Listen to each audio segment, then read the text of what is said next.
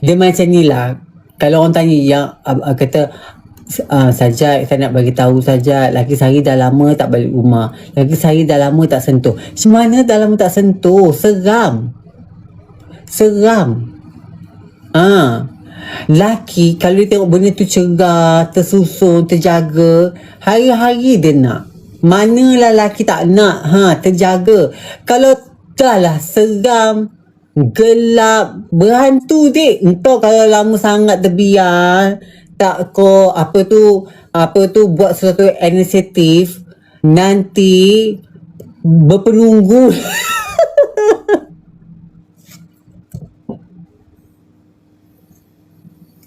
Berpenunggu nanti dik. Oh jangan.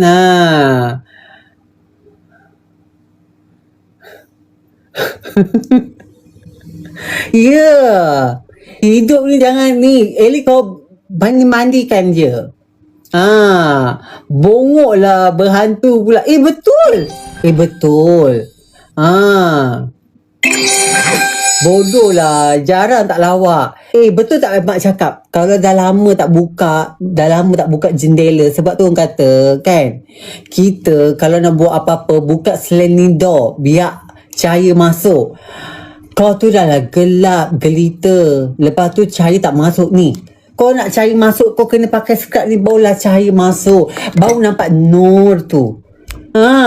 Ini dah gelap, panau pula, lepas tu ada ketuat, lepas tu pula ada pula yang jarang-jarang, lepas tu kadang-kadang tak balance dia punya bulu kapek tu, faham tak?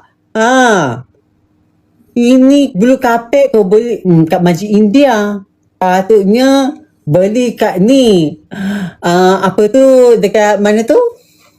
Di Lambono.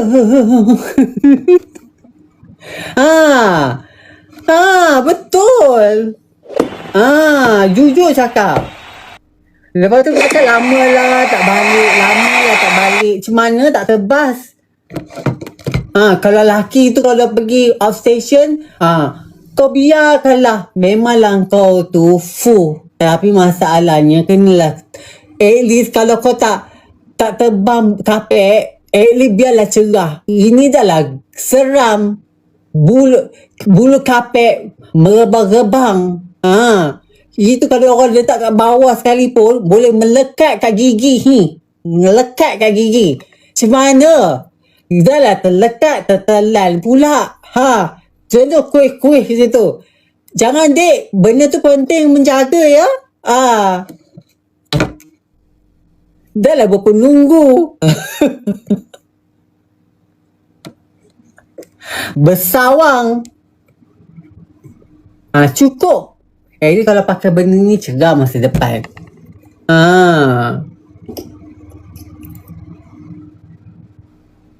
Jadi pencungkil gigi lah Jad. Yelah, jangan bermain Sajak cakap ni bukan bermain tau. Benda ni betul-betul benda yang betul-betul berlaku.